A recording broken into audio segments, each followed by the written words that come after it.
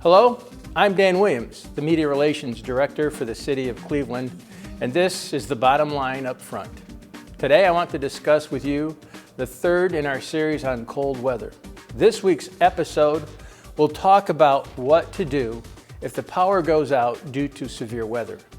Power outages, also known as blackouts or electrical power interruptions, are certainly not uncommon in Cleveland. In fact, they can happen suddenly and without warning during winter storms. It is important to know what to do when the power does go out. If the power goes out for less than 2 hours, the food in your refrigerator and freezer will be safe to consume. While the power is out, keep the refrigerator and freezer doors closed as much as possible to keep food cold for a longer period of time. If the power goes out for longer than 2 hours, follow these guidelines. Boil water when practical to kill harmful bacteria and parasites. A rolling boil for 1 minute will kill most organisms. Keep the refrigerator and freezer doors closed as much as possible to maintain the cold temperature. The refrigerator will keep food cold for about 4 hours if it is unopened. A full freezer will hold the temperature for approximately 48 hours and for 24 hours if it is half full. And that is if the door remains closed. Discard any perishable foods that have been stored at temperatures above 40 degrees Fahrenheit for 2 hours or longer.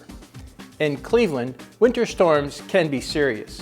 Heavy snow can block roads and cause power lines to fall down. The more you know, the better prepared you will be to reduce the risk of cold weather-related problems. Extreme cold can cause hypothermia and, in some cases, death. Dress appropriately and stay inside. Fireplaces, emergency heaters, and candles can cause household fires. Never leave these items unattended. Hazardous road conditions can cause car accidents. You could become stranded in winter weather for long periods of time. Drive safely, keep adequate supplies in your car, and maintain at least a quarter tank of gas at all times.